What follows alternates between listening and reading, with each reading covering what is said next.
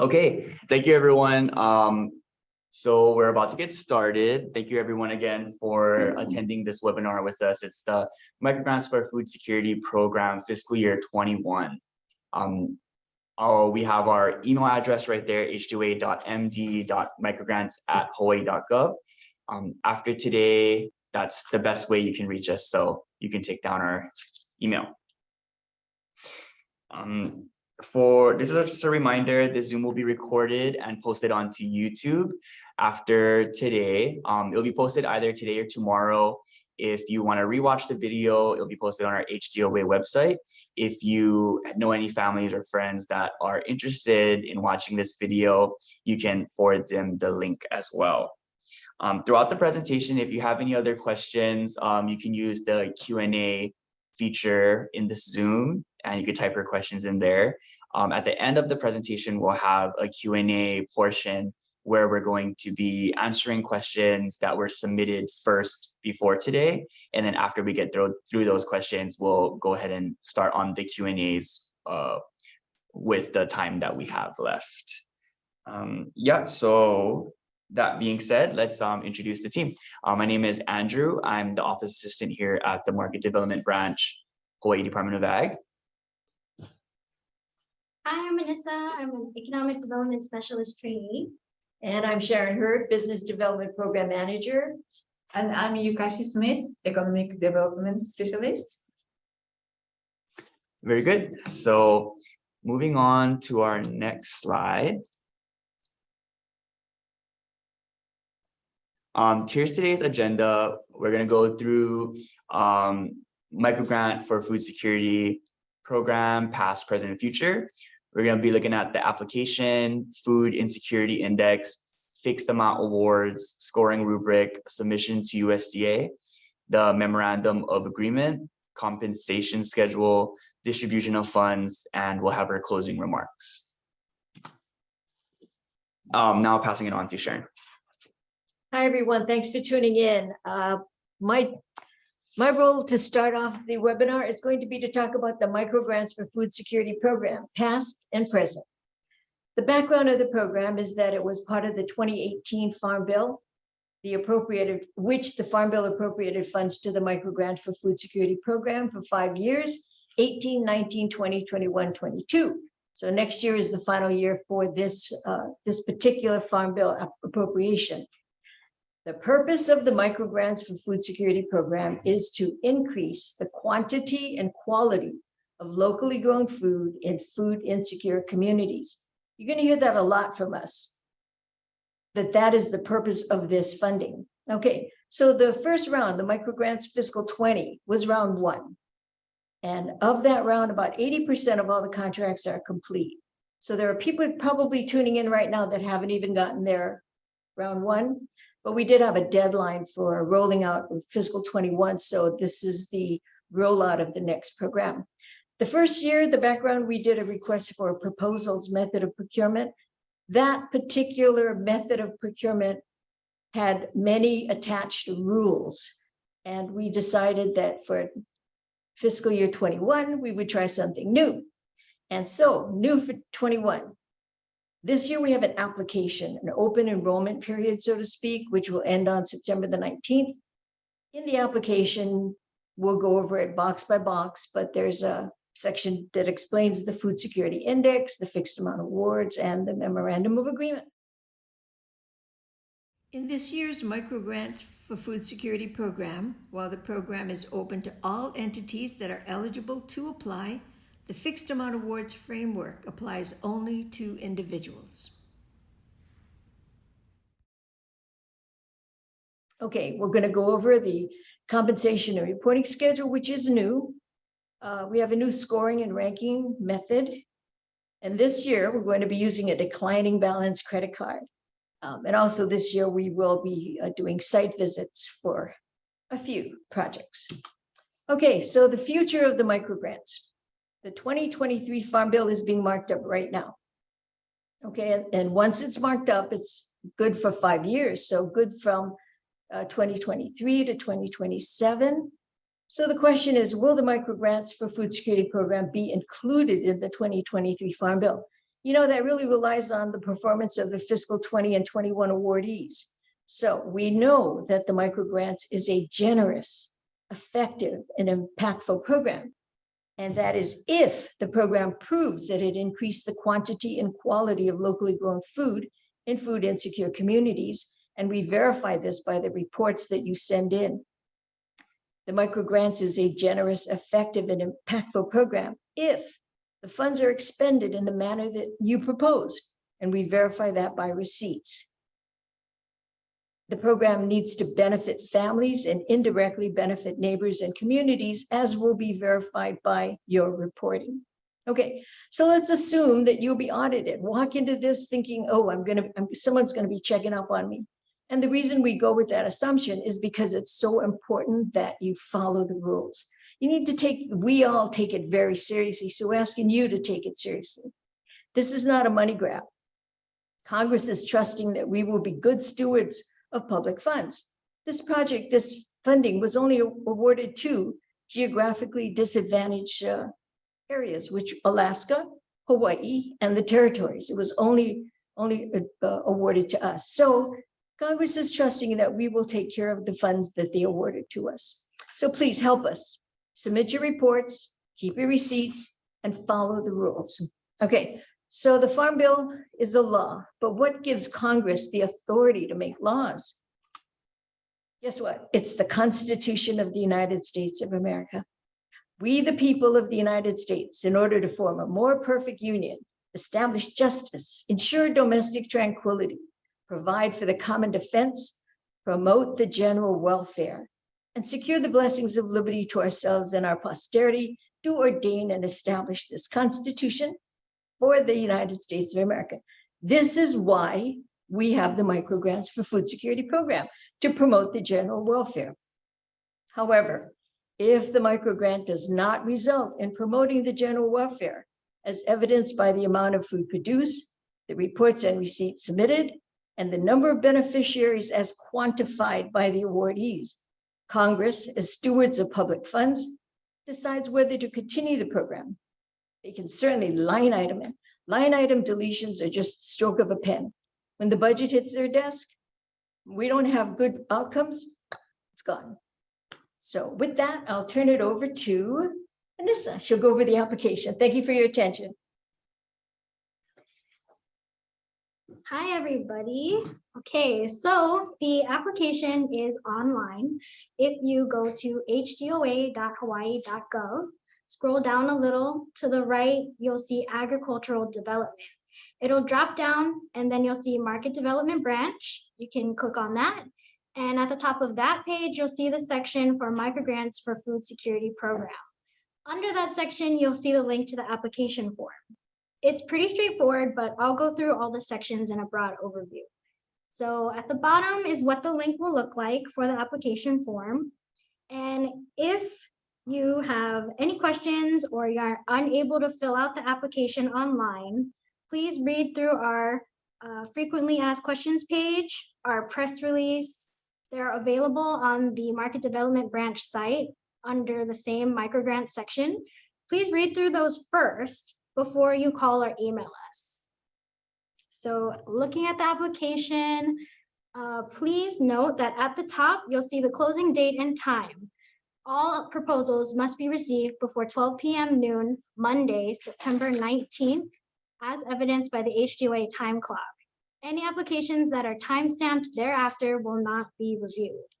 So you'll fill out your name, and the reason why it says head of household is because we do want to emphasize that only one microgrant per household can be awarded. And we will also need you to fill out your social security number. This is needed for your 1099 tax form. And so on with your phone number and your email. And a note about the email, please be sure to double check the email that you entered. We need to reach you. And if we're unable to reach you with the email that you provided, or your email comes back as undeliverable, you will be disqualified. Moving on, you'll fill out your address information, the zip code, and you'll check the box to confirm that you're of the age of 18 or older and a resident of the state of Hawaii. Moving on to the project type section, this is where you choose your fixed amount award items that you'll purchase to help complete your project upon approval. We'll go further into detail for each of these project types a little bit later, but after you make your selections, you'll need to manually calculate each item that you chose under the project types. This total must not exceed $5,000, and it must match the items that you chose under your award selections. Otherwise, you will be disqualified. So for example, every project that you select, you'll need to calculate it and put it in this box for total funds requested, and it must match. And to go over the project description in a little bit more detail, I'll turn it back to Sharon. Hi again. So the project description, as it goes through the application, you'll see that there's the scoring rubric. This project description section is subject to the reviewer's scoring. So tell the reviewer what you hope to accomplish through the microgrant program. Ask yourself these questions. Is the project likely to increase the quantity and quality of locally grown food? If your answer is no, start again. You do not have a good project. Consider, will the actions of the project result in a quantifiable amount of food produced or reliably estimated? If the answer is no, start again. You do not have a good project. Will the reviewer know what kind of food? Is it fresh crops? Is it value-added product? Is it milk? Is it eggs? Does the reviewer know from your proposal what will be produced by the project? If your answer is no, again, start again, as you do not have a good project. Or I should say, the project might be wonderful, but you have to tell the reviewer what it is so we can score your project fairly. Okay, if you're clearing land or fencing in an area, keep in mind the above questions. We need to know, why are you fencing in it? Why are you clearing land? How much food are you going to produce? Okay, if purchasing a freezer, or refrigerator, or canning equipment, keep in mind the above questions. So that is, if any, so everything in their application is important. Pay attention to this section. Thank you. Okay, great. So after you fill out your description and measurables, you're gonna move on to provide an estimate of foods produced from a project. This could be in the quantity section. You'll see a drop down, so you can select pounds, units, or gallons. So for example, under estimate, you could type in 2 dozen chicken eggs, and from quantity, you would select units, or vegetables 30. Quantity you would select is pounds. And then goat milk, you could do goat milk 20, and the quantity you would select is gallons. So again, if your project is a fencing project, this estimate is the amount of food produced as a result of enclosing your yard with said fence. So here you would enter the same thing, vegetables 30, quantity pounds. And next, you'll see the number of direct beneficiaries and indirect beneficiaries. So this is important to know that they're two different things. Direct beneficiaries are the number of people within your household that will benefit from the project.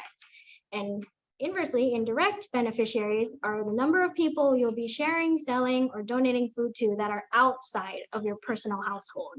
So these two sections you can select from a drop down again. You can drop down and see all your options. And I want to note that if you do sell, you'll need to reinvest the money from your sales back into the project during the period of the project. So for the first 12 months. After your final report is approved, then any sales you make, you can keep. But during the period of the project, you have to reinvest it back into the project. And then you will select yes or no. Have you previously been a recipient of a microgrant award? This is relating to only microgrants for food security program. If you received another microgrant under a different program, then the answer here would be no. Only select yes if you have received a microgrant under this same microgrants for food security program. Lastly, you'll go through 9 different acknowledgement clauses, which you'll need to read carefully, understand, and initial each box below it. Then you'll need to complete the CAPTCHA, checkmark I'm not a robot, and click submit. After you submit, you'll see a little message on your screen that says, thank you for submitting. You'll get an email, will confirm receipt of your application with a copy of your application, and you'll hear about the status of your award after the application period closes. So this isn't until after September 19th. And please note, if you need to make any changes or there's an error that you notice after you submit, then you'll need to resubmit the whole application over again. We'll only take into consideration the most latest application submittal. Please keep in mind that we need to manually review each application. So try to keep your submissions to a minimum, and please take your time to check and recheck your information before clicking submit. So please try not to call us or email us to request changes, because we will not make those changes for you. And don't ask if we received it, because you will get a confirmation email. That will be your confirmation if we receive the application. And to go over the food security index. So this is a tool we're using for some of our scoring criteria, and we'll cover that in more detail later. But the Food Insecurity Index is calculated by Conduent Healthy Communities Institute using data from Claritas 2021. So this index uses a socio needs index suite. So they rank every area from 1 to 100, 100 being high need, and then from 1 to 5. They use an index from 1 to 100 and then rank from 1 to 5, 5 being high need. So it's important to note, if you do look at this index, the following zip codes, 96742, 96726, and so on, they may not show online due to the fact that the population size was less than 1,800. However, these areas have been taken into account by the department. If you do reside in one of those zip codes, you still can apply. But if you're wondering about your ranking, just refer to the color legend of the map of your region instead of using the chart. And now to speak about fixed amount awards is Yukashi.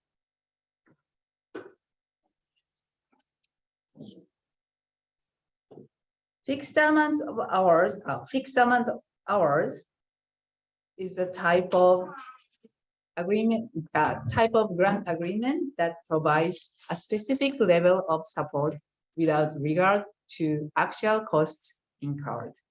The purpose of the fixed amount hours is to reduce administrative burden and record keeping requirements for both grantor and grantees.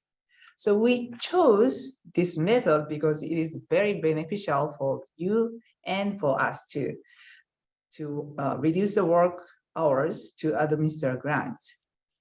Normally, when we administer grants, we issue a request for proposals, and applicants have to submit the proposal with details about its project, and we read each detail and score, then award the grants. However, with the fixed amount hours, we can use a simple application that has eligible projects with the fixed amount budget, so that we can reduce our work hours to administer the grants dramatically. So let's look at the list of eligible projects on our application. So there are a list of eligible projects listed on our application. What you can do is to check and click the projects you are requesting. The first one is purchasing gardening tools or equipment, soil amendments, seeds, plants, animals, canning equipment, refrigeration, or other items necessary to grow and store food. Under this project, there are 7 items listed you are allowed to purchase. So for example, if you check a freezer, you are requesting $1,000. When you are awarded, you look for a freezer at the local store, and then you find a $1,200 freezer that fulfills your project. In that case, you cannot request an additional $200. You already got $1,000. So instead, you pay $200 from your pocket. On the other hand, if you find an $800 freezer, the remaining $200 can be used for other items you are approved to purchase.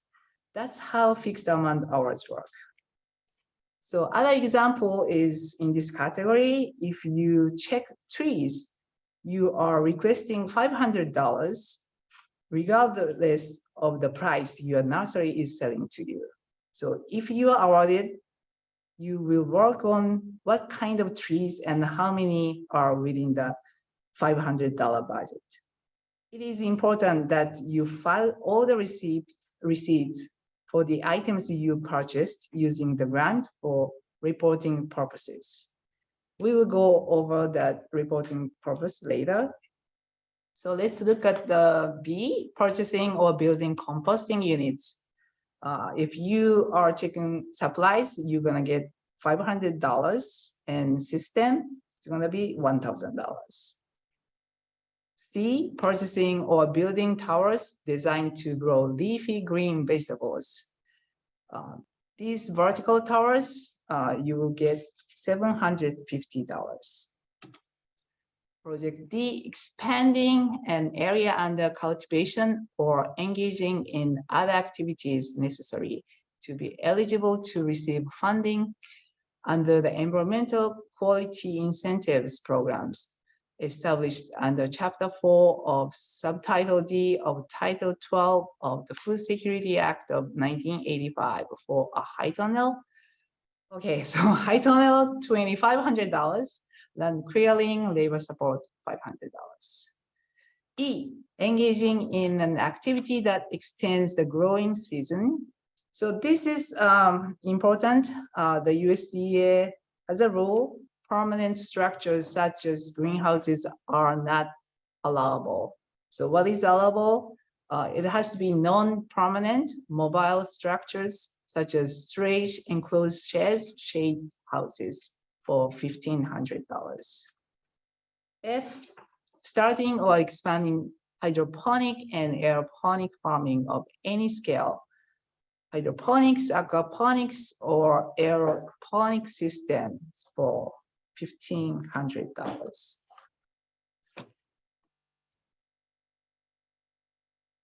Fencing, building, buying, erecting, or repairing fencing for livestock, poultry, or reindeer.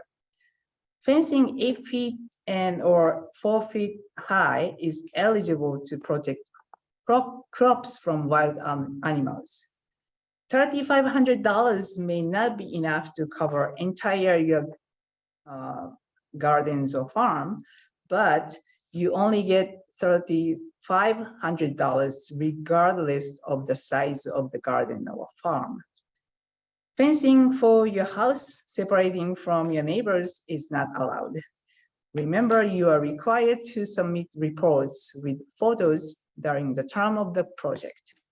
Also remember, farmers are facing a series of problems caused by wild animals eating all the crops they grow. Okay, project H, purchasing and equipping a slaughter and processing facility must be approved by chairperson. In this category, supplies including tables, knives, pans, bins, refrigeration to equip a slaughter and processing facility.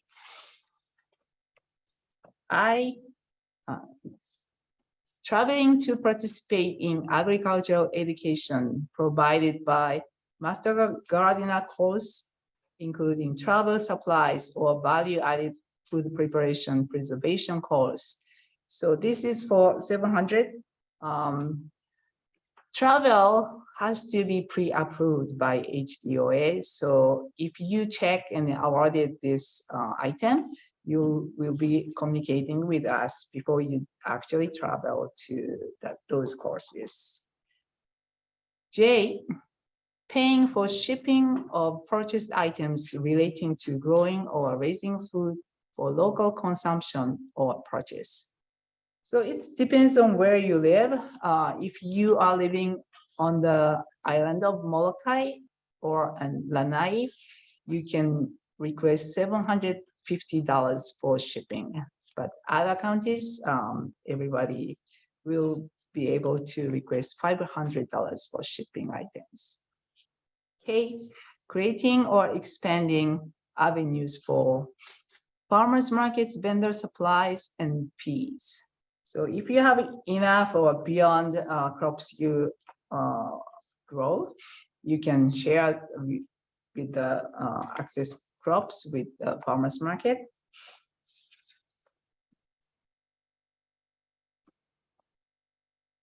Oh, okay, so please note that you can request up to $5,000, but if your project needs only $2,000, or $1,000, that's also acceptable. So next, Anissa will talk about scoring group.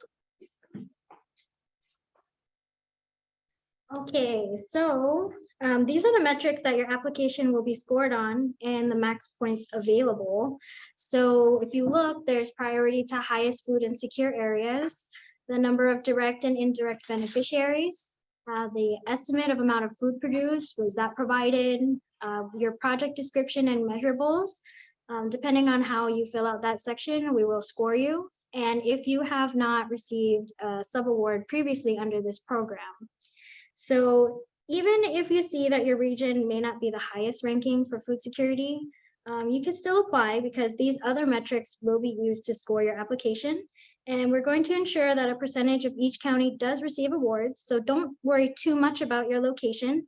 Just try to focus on a good project where the purpose is to increase the quantity and quality of locally grown food in food insecure communities.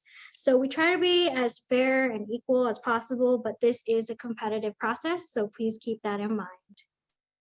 And to go off of that and explain more, Sharon will come and explain. Hi, so my role is to tell you how we're actually going to be selecting the subawardees. We estimate there'll be about 600. If you take $3 million and divide it by 5,000, you get 600.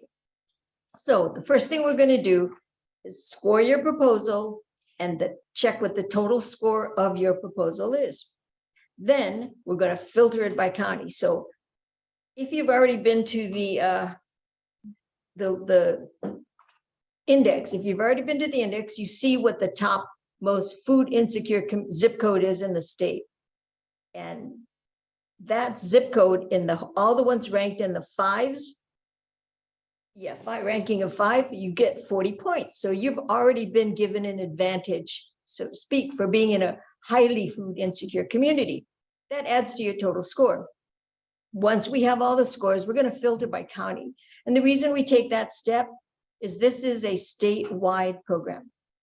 We're going to filter by county, and within the counties, we will select by percentage the number of food insecure households within the county.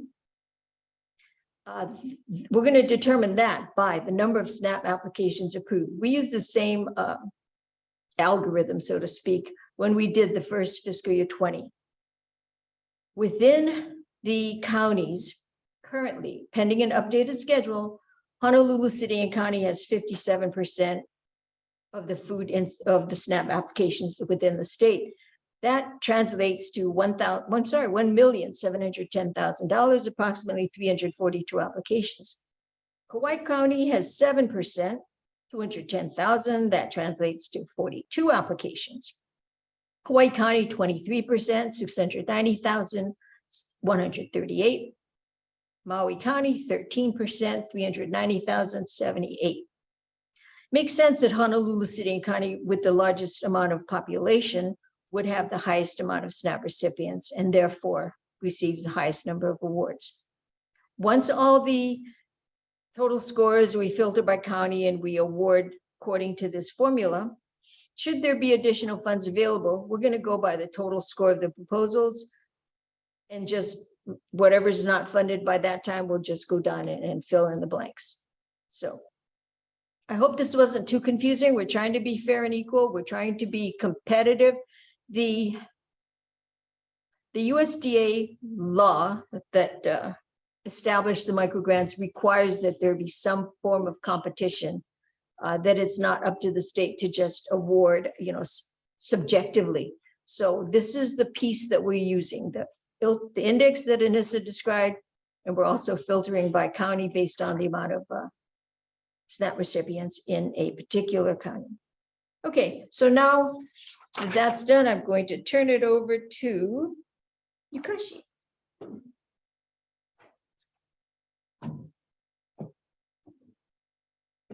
So after selection of sub-hours, HDO will submit all the projects to USDA for their approval.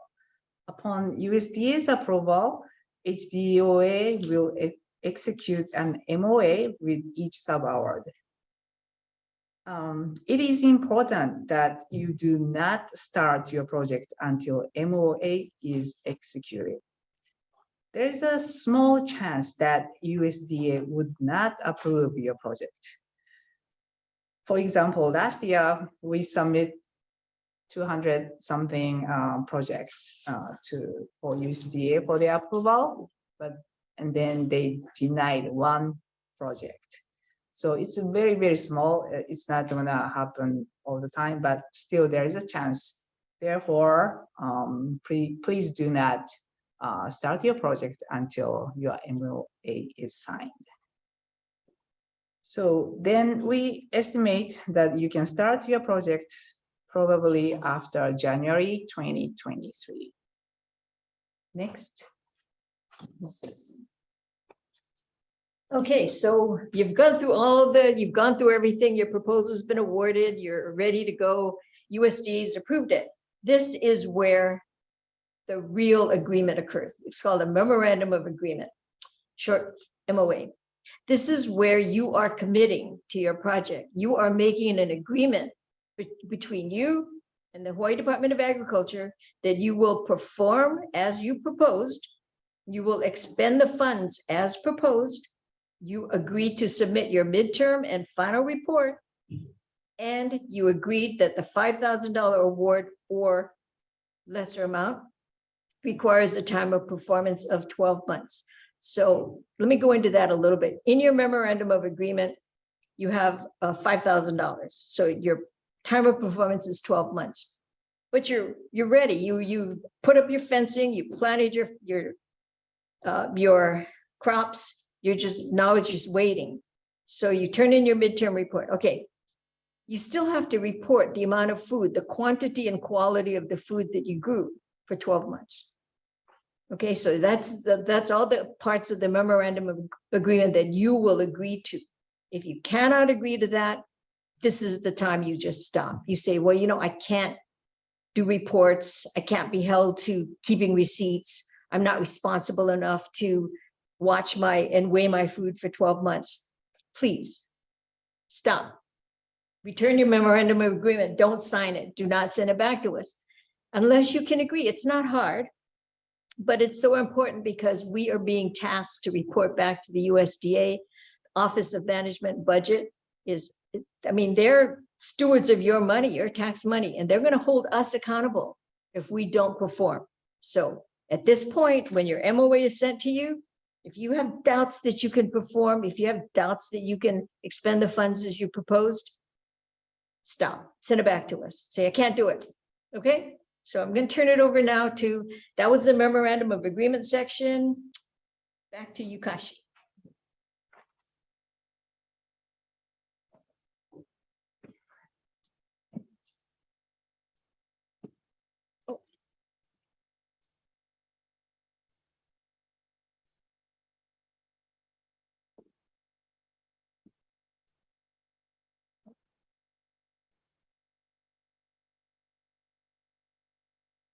Okay, compensation schedule. So after you sign the MOA, you get 80% of the awarded amount in the form of a declining balance credit card, which will be explained right after this. If you have a $5,000 project, you get $4,000 to start your project. You work on your project, submit the midterm report with receipts of the items you purchased, outcomes such as the amount of food you produced, and the number of beneficiaries you fed. And after your midterm report is approved, you will receive the remaining 20% of the funds. So if it is a $5,000 project, you will get $4,000 in the beginning, and you will get $1,000 upon approval of the midterm report to complete your project. Finally, after completion of your project, you are also required to submit a final report with final outcomes with photographs. The project term is 12 months for a $5,000 project and 6 months for $2,500, and the term will be prorated accordingly based on the amount of the project fund. And next is Anissa. Okay, so this year or this round, we are using declining balance credit cards as mentioned previously. So if you're awarded and your proposal is approved by USDA, we will request to have that declining balance credit card loaded. And after they're loaded, we'll mail it to you. So about this declining balance credit card, it is a MasterCard. So you can use it for any vendor that accepts MasterCard. And there will be restricted purchases. So you can't just go on a shopping spree. You'll need to provide receipts when you submit your midterm report. And we'll also be able to see all the transactions that you make on this card. So your receipts will be cross-referenced with the transactions of the card. Each card user will have access to something called Global Access Card.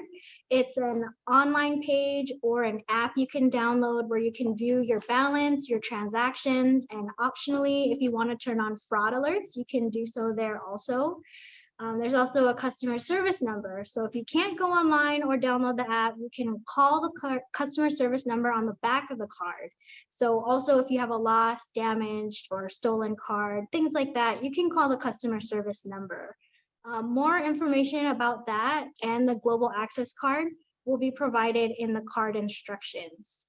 So each card will be preloaded with that 80%. And after receiving the report and the report is approved, then it will be reloaded with the 20% remaining funds. So important is in the unlikely event that you overdraft from your first 80% of funds, if you go over, we'll have to take money from your last 20%. So try your best to stay aware of your balance and transactions so that you don't go over that 80%. And also try your best to buy local. So always look local first, try to see if you can get it here locally before going on to Amazon or anything like that. Not that you can't, but always try to buy local first. So when you receive your card, you'll expect to get your memorandum of agreement, the terms and conditions, card instructions and manual, and the actual declining balance credit card in the mail. For some closing remarks, I'll bring back Sharon. Yeah, sorry about the musical chairs. We decided to do it in the same room. Now the closing remarks are pretty much somber closing remarks. If the reports are not submitted as per the memorandum of agreement, you can expect a call or a prearranged site visit. We want to know what's going on. You're not submitting your reports. Your credit card seems to be, declining in the balance, but nothing is going on with the reporting. So we'll be calling or coming by. Read your application, watch the video, read the FAQs. If you still have a question, submit it via the email listed here, hdoa.md.microgrants@hawaii.gov. Why do we do this? I'm going to use Alaska as a case study. Alaska could not do anything but microgrants. Their world was inundated with emails and phone calls, and people were walking into their offices, So Alaska turned off their phones, disabled their email, disabled their voicemail. We don't want to do that. We're not going to do that. But I'm sitting in ears Here's distance of Andrew's phone, and his phone's been going off constantly. You know, it's not, we're not going to be the ones, we're your final answer. You know, read your information, submit your questions to microgrants, the FAQs. We're going to populate the FAQs as we get questions. We're not going to make changes on your application. Do not call us and say, oh, I forgot, that's the wrong email address. We're not going to change it for you. You have to change it. Oh, I want to change my budget. No, you change it. We're not going to change it. Okay. This is a big boy type project. We're not going to be holding anybody's hand. The first round taught us a lot. The first round was an experience, probably on your side as well. So part of the closing remarks is to let you know that we are here to help you, but you really have to help yourself. Okay.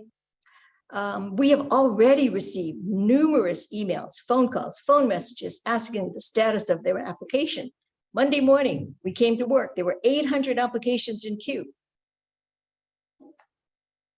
That's pretty fast. So submitting early is not an advantage. The applications will be stopped on September 19th. Everybody that's in the queue at that point has the same advantage based on the quality of their proposal. Okay, numerous submissions is actually an opportunity for error. In round one, we had people that submitted numerous applications. We couldn't even figure out which one was the last one. And they had to pretty much tell, oh no, not that one, use this one. Ugh, inefficient, okay? So numerous submissions is an opportunity for error. We will try to go with the latest submission matched to a particular household address. But again, submitting early is not an advantage. Okay, so here's the time for the Q&A. I hope everybody's got their questions in the chat box. Thank you very much. Okay, everyone, let me go ahead and stop the share. If you want to take down our email, there's our email again right there. Okay. Okay. Thank you again, everyone, for attending the webinar today. Let's go over a couple of questions that we received prior to this webinar, and we'll try and get some answers from the Q&A. There are quite a lot of questions in the Q&A already, but as time permits, we'll try and get through as much of them as we can. Our first question that we have is, may I ask, why is the applicant's social security number needed? Okay, so the reason we asked for the social security number is because this is income. Whatever money you're awarded, whether it be 5,000 or 500, is considered income. Social security number is the way we track your 1099. Your 1099 is attached to your social security number, and that's the answer. Okay. I was very fortunate to be awarded a grant on Maui from the MEO BDC Agricultural Microgrants Program. I'm not sure if that means I am not eligible to apply. Would you please let me know if I'm eligible? In this instance, yes, you would be eligible because you had a microgrant under a different program. This program would be a different microgrant, so you are eligible as long as it's under the Microgrants for Food Security program. Mm-hmm. Next question. I just wanted to ask if this microgrant will cover garden solar lights as a gardening equipment to aid seeing in the dark to water plants at night or early morning. Let me take this one. Okay, go to the project section, review what is written in that project section of the template, and ask yourself, does this solar lights to light your walkway, does it increase the quantity and quality of locally grown food? If not, start again. Make the solar lights part of your expenditures, but don't make it your project. Your project is to increase the quantity and quality of locally grown food, to estimate the amount of food you'll produce in the period of time that your time of performance is. It is a good addition to a project. Solar lights, I get it. You need to light your way to water, but it is not your project as it does not result in a quantifiable result. Okay? My Ohana and I are currently own 10.5 acres and would like to use most of the award for purchasing equipment for land clearing and land maintenance, specifically a grass mower so we can harvest the grass and feed cattle. Would this purchase be eligible? If so, what are the fixed amounts for equipment? Yep. For this, you would refer to your fixed amount awards and check for, I could get grass mower would probably be under A. Regarding grass to feed your cows, that's a fine project, but will you be able to quantify the amount of food you produced based on this project? You know, at the end of it, what is your measurable? What is your quantifiable? How are we going to prove to the USDA that your project resulted in increasing the quantity and quality of food produced? Okay, it's a good project, just got to think about it. Next question. Can money be put towards a fence, since one of my biggest problems is the wild pigs that eat all my plantains, taro, sweet potato, and ulu trees? Does all the money need to be spent in a year? Yes, the answer is yes. If the fencing is to protect the crops from wild pig, that's eligible. You can click the fencing, which is G. So $3,500 you can request. I am expecting that you will have numerous folks applying for the grants, so wanted to see if you will realistically be considering grant requests from Index 5.2 residential households, or are you basically interested in supporting small farmers who will be selling at a market? Kailua is the food index 5.2. So as mentioned in the presentation, regardless of your location, you can still apply as long as you're an individual within a single household whose purpose is to increase the quality and quantity of food in secure areas. And there are other metrics that we will score your application on. So still apply, even though your location may be in Kailua, you could still apply. Thank you. So that concludes our present questions.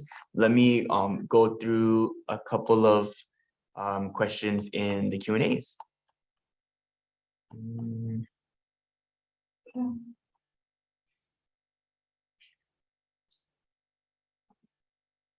If my husband's children only stay with us in the summertime, are they considered direct or indirect beneficiaries? No, that's a very good question. They would be considered direct beneficiaries because they're members of your household, and the head of the household, I mean, apparently the head of the house, I'm assuming that that's his children, his or her children. And so, yeah, they're direct beneficiaries, even though they only stay with you for a little while. You still can count them as a direct beneficiary. Okay. If planting trees, how do we estimate pounds of crops? It takes about 3 years to start producing fruit.